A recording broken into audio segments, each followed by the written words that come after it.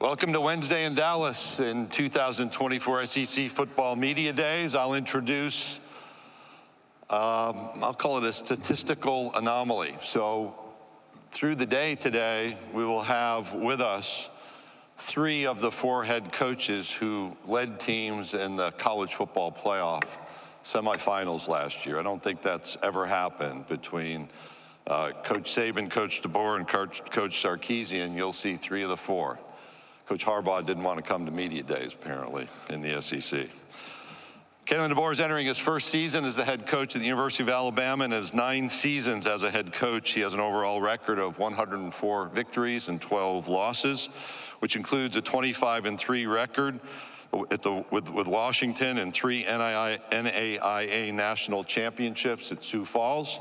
He and I share a common experience, having played under the NAIA banner during our collegiate environments. He much more successful than I. He's a 1998 graduate at Sioux Falls with a degree in secondary education, record-setting football and baseball student athlete, so 2 sports. Caught 234 passes for 3,400 yards and 33 touchdowns, and played on the 96 Division II NAIA National Championship team. His baseball stats, since it's Major League Baseball All-Star Week here in Dallas as well, included a batting average of .520, which remains a school record when he was a senior in 1998.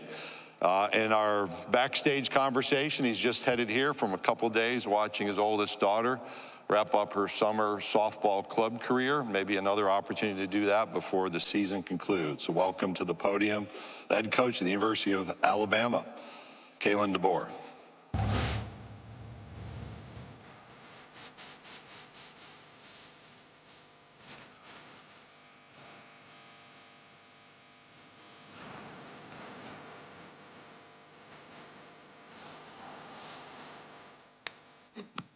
All right, good morning.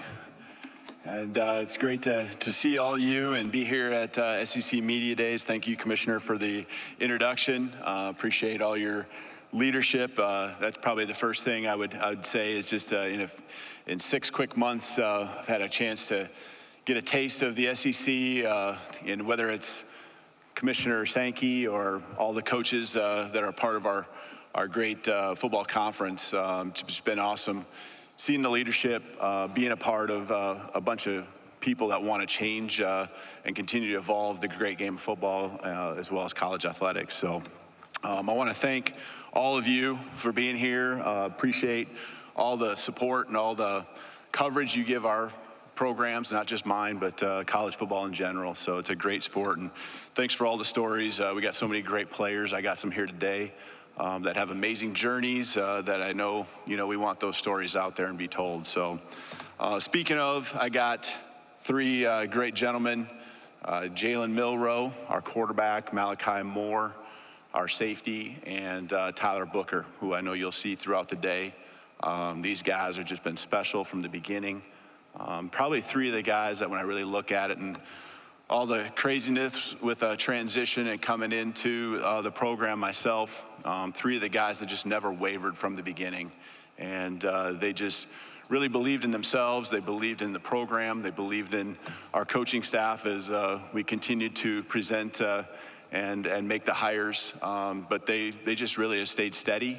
And because of their leadership, I feel, the culture's continued to grow. And we had a great winter, great spring, and really looking forward to the season that lies ahead. It's been 6 months, 6 months in Tuscaloosa. It's been extremely welcoming to come into the community. Of course, I love their football and athletics and as a whole. And just being welcomed, my family and I, it's been special. It's made the transition easy for myself. And then also, I just want to say that, in the transition, I can't thank our president, Dr. Bell, as well as our AD, Greg Byrne, enough for just their support and everything that they've done to help, acclimate me and our staff and just do the things that we need to do to hit the ground running. It takes a village, and, Greg did a great job hiring an athletic department full of staff, whether it's administrative or other head coaches, who've just been a pleasure to come to the work, in the department and bring the energy. I was fortunate enough to pretty much show up and within a month or so get a chance to support Nate Oates and our basketball team making a Final Four run, and not long after that, our softball team making a trip to the College World Series, Women's College World Series, and other great, teams, and the department as a whole is in such a great place because of Greg's leadership. When it comes to just our staff, I couldn't be more proud of just how far we've come just in a short amount of time. The belief and trust in our team starts with these guys, and it's not just the on-the-field staff, it's the off-the-field staff. And meshing a staff where we retained many that were super critical, whether it's strength and conditioning with David Ballou, our training staff with Jeff Allen, and other departments as well. The meshing of our staff with those that we retained and those that I brought in with me, it's been awesome, feeling the energy, feeling the excitement. Every day I walk in the building, it's such a pleasure to go to work with these people. They're beyond motivated. They're driven to be great, driven to uphold the great standard of Alabama football. We have a lot of work ahead, and I know when it comes to our team, we had a great spring. I think they felt that as well. We were able to retain pretty much the entire roster. We did lose 2 guys to the portal, but overall, between the winter and the spring, we've picked up 14 and guys that I think, they don't just add depth to our program, but they come in and make a difference, and they add to the guys that have continued to develop and grow within our program. Looking forward to hitting the field 2 weeks from today at this very time. We'll be in practice, which is exciting. I love being on the grass with the guys. Love being out there working with them. It's what it's all about. It's why we do what we do as coaches, and really looking forward to that. So, they understand that there was a gap that needed to be closed early on. And I say that because anytime you institute and you're incorporating new strategies, whether it's offensively, defensively, special teams, along with just getting to know and building new relationships, there's a gap that you have to close because the programs that are continue to hit the ground running, continuing to kind of add to what they've done in the past because of their familiarity, they're in a place, and now I think we've closed that gap, and now the whole thing is focusing on separating ourselves. And this summer, just the focus, the commitment.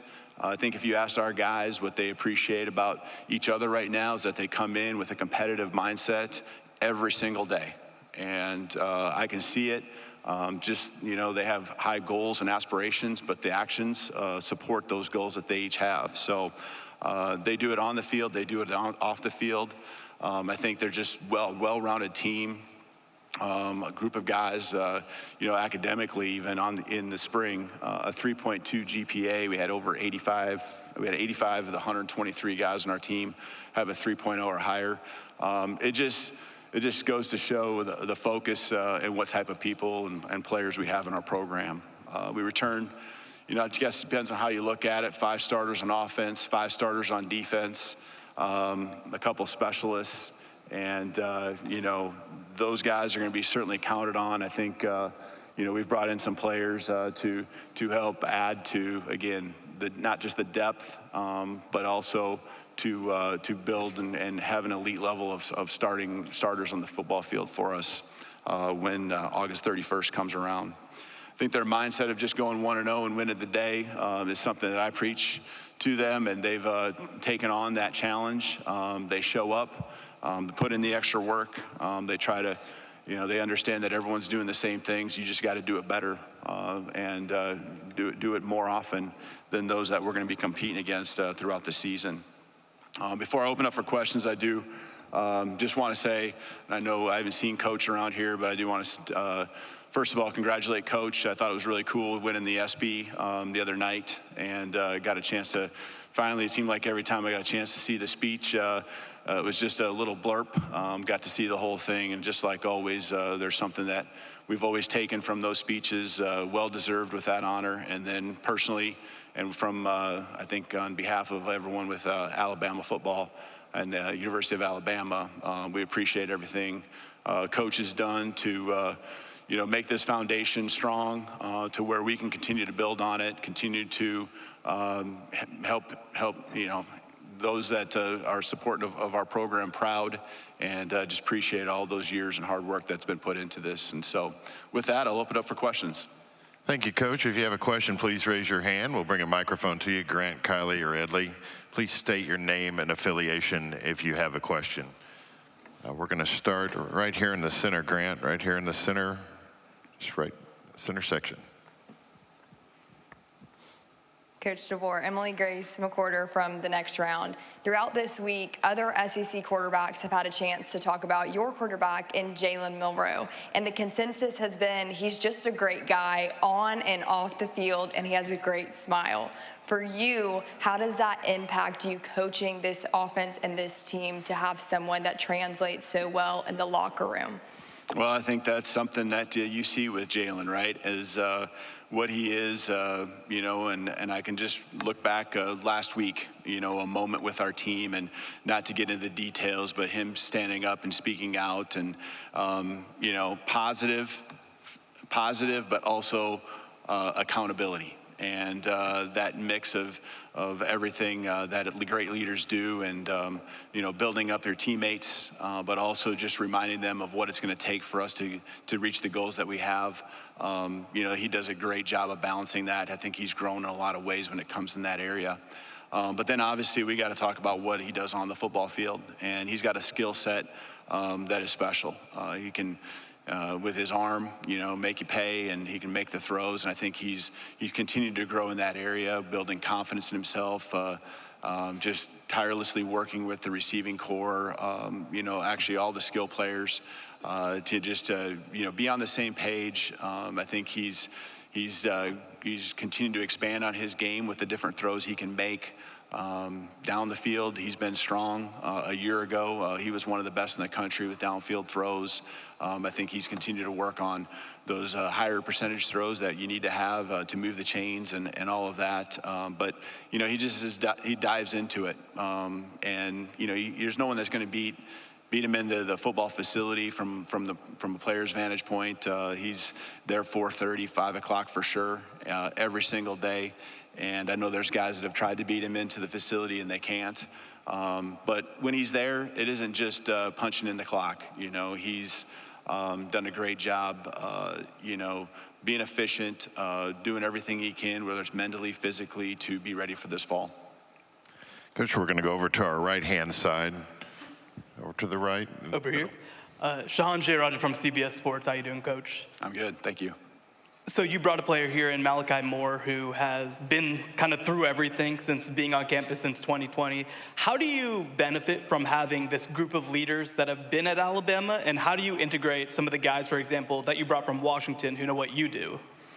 Yeah, guys like Malachi, Jalen, Book, these guys are all guys that, of course, can get here today. But, they all understand, and Malachi, since you specifically brought up him, they understand what it's looked like. They understand what it takes. And it isn't just what it looks like and it needs to be done in the fall. This is the time where you build your team. And that work that they're putting in each and every day, a guy like Malachi is front and center. And I guess, I just think about, Malachi and very similar to Jalen. They love the game. They love the work that is associated with the game. And he brings a smile to it. He's determined. He's a beast on the football field, and he'll hit you with everything he's got. And he's helping grow a secondary around him that's got some youth. And he's taken that and put it on his shoulders. And I think he's excited about that. He knows he's one of the faces of the program, and takes that responsibility in a strong way.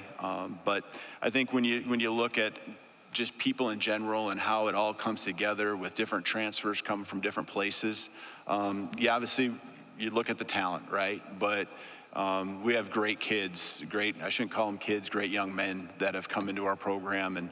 And you alluded to the Washington players, the 4 of them that have come in. These are just standouts, not just on the football field, but just high-end character guys.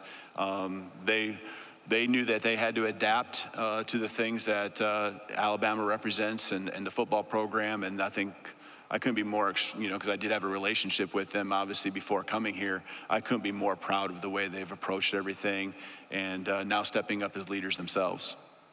Coach, we'll go on the section right in front of me on the far out. Good morning, Coach. Stephen Smith of Touchdown Alabama.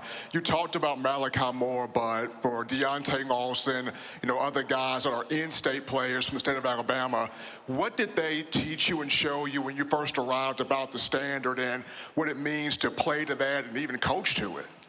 Yeah, I actually took notes, and I still am taking notes, right? These guys have been here longer than I have, and sometimes, we use a saying, you don't know what you don't know, and just trying to take it all in. And we want to do things, of course, I want to do things the way I've done them in some aspects, but embracing what is important to this program, the traditions that have happened over many years. But I think just when it really comes down to this team, it's about the work that we're doing right now and listening to them and hearing them out. I think that's the best thing you can do when you come in as a new coach is kind of meet them in the middle, and we've worked together, and they understand that I want this team to be a team that ultimately is player led. Now, what does that mean? We've talked a lot about that. I'm going to provide the framework and the parameters and a lot of the organization that I feel has worked for me over many years. But, I also want them to have that buy-in and understand the why, not just what. Okay, we'll stay in that same section in the center. Kirk. Kirk Bowles from the Houston Chronicle. Kalen, I wonder how many coaches, friends, family told you it wasn't smart to follow a legend, and how much that entered into your thinking before you accepted? Yeah, I get it. I totally get it. Understand, there's only one Coach Saban. There will only ever be one Coach Saban, and this program is special, and I guess I just take it as a great honor to be the one that gets to do everything we can to carry on the great tradition. So much blood, sweat, and tears, whether it's the players and the alumni that have been in this program or our coaches, and obviously referring to Coach Saban, so much is put into this place. We all have alma maters, right? We all have places that we have great pride in, and you always want that to be home, and we always want to make those people proud of their alma mater and the work that's been put in to set this program up for success. But for me personally, it was just more about just understanding that, coaching football is coaching football to some aspect, and you got to try to simplify it down as difficult and complicated as you can make it. I've done this for enough years and seen what good culture looks like, and maybe even what a culture that needs to improve on looks like. And it's been just an awesome blessing to be a part of this program, to continue to have that expectation on us. The alternative is to be at places where there aren't expectations. And, at some point there's been places where maybe a little bit of that has happened throughout my career. And this is a great place to be. I'm very blessed, very honored, and certainly acknowledge what you said. But we're just going to focus on this team and being the best we can be and continue to build on the great tradition of Alabama football. Coach, we're going to go to our right on the very front row, just in the section in front of you to the right. Yeah, Coach, Brooks Austin with Dogs Daily. I think when you first got hired, one of the first questions was, how well will he be able to recruit in the Southeast? I think we've gotten a pretty immediate answer on that one. I'm curious what your thought processes are on how you define a great recruiter, and what your general thought processes are on player acquisition as a whole. Yeah, I knew the intensity level that existed here in the SEC, and I think across college football is just so competitive. But understand that it certainly is different, and I knew it was important for me to put the right people around me. as much as I can preach relationships and getting to know guys and feel like, there's a way that I can get guys to feel that this is a program they want to be a part of. I understand that there's got to be familiarity with the region. There's got to be some familiarity with coaches to be able to get started and get off to a fast jump there, especially in these early months, because you're behind when you come in and it's the middle of January and you haven't even put a staff together, and all of a sudden it's the end of January and you got a week or two to hit the road. And this is the last time you can be on the road other than a little time in May, and by that time the official visits are all set up for June. We were behind, and so I had to have a staff that would work well together. I think it's all hands on deck with our staff. Those within the building would feel that, just kind of sharing that it's a team effort, but we also certainly have some guys and staff on the field and off the field that just work relentlessly, every single day, just to build those relationships, to help us get guys to campus. And I think that's when we're at our best, because the culture of our team, as we have that energy within the building, when prospects do come onto campus, they see that this is something they want to be a part of. And so all that together has led to a lot of success here early on. Obviously, it's an everyday thing, and so it never stops. But we certainly understand that, having the right guys in our program is all going to make us better coaches in a lot of ways. Okay, we'll go in the center aisle, just straight ahead. Yeah, Coach DeBoer, Drew DeArmond, WCZN Radio, Huntsville, Alabama. Now that analysts can coach on the field in practice and in games, how big an addition is it for Chuck Morrill to be a part of the staff who helped you have a lot of on-field success defensively at Washington? Yeah, no question. Chuck Morrill and I, we go back. We were actually teammates together and spent 10 years together at the University of Sioux Falls. He was the defense coordinator. I was the offensive coordinator starting out. Our relationship, when it comes to just how close we are, just the trust we have in each other. He's a guy that's just as loyal as it gets. Did a great job for us at Washington the last 2 years, and coming in, he and Kane Womack have just really worked so well together. I know the role has been as an analyst and a coordinator. We have other members that are on the on-field staff that are critical to our scheme and development and growth of our defensive side of the ball. But just another great voice, a guy that knows ball inside and out. And I'll put him up there as one of the best. If he was a coordinator, when he was a coordinator last year, the best in the country. And to have that luxury now with so many great coaches in our program, it's an awesome thing. Which will go straight in front of me, middle section, third row. Barry. Yeah, Kalen, Barry Trammell with the Tulsa World. Related to the recruiting question, the only hole in your resume is you've never coached south of Carbondale, Illinois. What's it been like adjusting to the culture change? Or maybe there's not a culture change. Maybe it's Sioux Falls South. I don't know. But what have you had to do to adjust to a new region of the country, new culture, football culture, Southern culture, all those things? I've sweat a lot more. It's hot. I think first of all and foremost, I think people are always what make places, right? And I've lived in a lot of different places around the country, from the Northwest to over by Detroit and the Midwest and South Dakota to Fresno, California, and obviously Carbondale, and now here in Tuscaloosa. And I think people are always what make the place. And there are just so many great people in Tuscaloosa, and obviously they're passionate about their football. It's really made this transition smooth and enjoyable. It probably is, close to being the place that reminds me the most of, honestly, being back in South Dakota. Just the people, not necessarily, somewhat, I guess, just the geography. There's no coastline, I guess, up in South Dakota, but there's a lot of just great things that are similar to what feels like home. Which we'll go over to our far right, over to the right in the front row. Coach, good morning. Ken Capps from Football Writers Association of America. And first of all, congratulations on winning the Football Writers 2023 Coach of the Year Award. We enjoyed giving that to you down in Houston last year before the Sugar Bowl. And of course, then a few weeks later, you're down in Alabama. In the last 6 months, what has surprised you about going to Alabama and Tuscaloosa, and anything that you didn't anticipate that you've seen since you've been down there?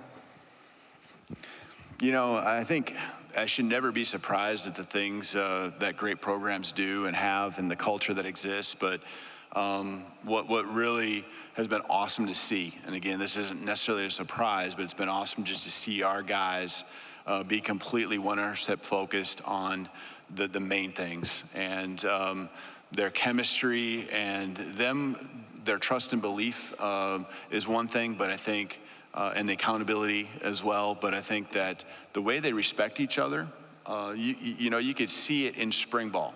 And as much as I try to do a great job of laying out the tempos of practice and how we need to be aggressive and play the game the way it needs to be played, but also, hey, we got to protect each other. We need each other. You know, I know I needed to say those things. I wanted to say those things, and it's important to me.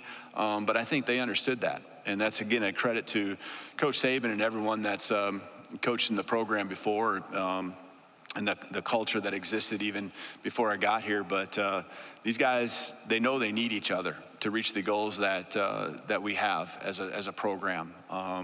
And then I think they also really respect the goals that they have each individually of, you know, whether it's being the greatest college football player you can be or, you know, moving on and putting yourself in a good spot to move on to the NFL. And so, again, not a surprise, but something that just I have a lot of appreciation for. And it was an awesome spring. And I really think that all 15 practices, we maximized and got the most out of all 15 of those from start to finish. We have time for a couple more. We'll start over here in front of you to the right, in middle section. Coach, Rob Brown, SEC Sidelines Sports Network in Memphis. First off, I'll say we've hunted for years in Chamberlain and Iroquois and Kimball, South Dakota. Every one of those people up there were SEC. They knew the SEC very well. They love college football. How much is your background in D2, D3, driving the bus and doing everything from the ground up? The guy you're replacing, Nick Saban, talks so fondly about the work ethic he learned up in Monongahela, West Virginia with his dad. Talk about who you are and how that made you what you are. Yeah, I love how the stories get better and better of all the responsibilities I had. I did not drive the bus, but you know, that's what the stories and the legends will be down the road, right? And so I think I know this. I would not trade my journey for anything. It gives me an appreciation for where I'm at. It gives me an appreciation for the people I have around me and all the jobs that they have, because you know, there was a time where you weren't driving I wasn't driving the bus, but I was, you know, working with equipment and doing things in the locker room, you know, pretty much a GA, an offensive coordinator, and a head coach all at the same time. And so I think there's again, just an appreciation I have for everyone when you have the support systems that you have at this level. You know, and I understand their roles and how important and valuable they are and making them feel a part of it. And, you know, it allows me to really focus on the things I really love to do, and that's build these relationships with these guys and you know, dive into the football and coach these guys up and help them be the best they can be. And there's just a little bit more in those areas that I get to focus on. So yeah, it's a work ethic related thing as well, but it's an appreciation piece as much as anything. We'll take one final question in the section in front of me on the aisle. Connor O'Gara, Saturday Down South. Kalen, I think it's pretty well documented how different you and Nick are, but what's the area that you think that you two are the most similar? Yeah, I mean, I think I've heard it from our guys. You know, I know Coach Saban just poured into these guys. You know, he loved them, he believed in them. I mean, he pushed them to be their best. And I think you always look at, I mean, every coach is different, right? We all have different personalities. We all go, you know, have our styles, and especially when you've been doing it for a while, you know, in this profession, you kind of have the things that you really like to do and favor. But in the end, the most important things, I think a lot of those are probably pretty similar more than they're different. Pouring into the guys and helping them and pushing them to be their best, holding them accountable and expecting a high level of discipline, while also trying to build a brotherhood and a family that exists through great team chemistry to be great on the football field when it matters most. Coach, thank you for your time this morning. Awesome. Thank you. Roll Tide.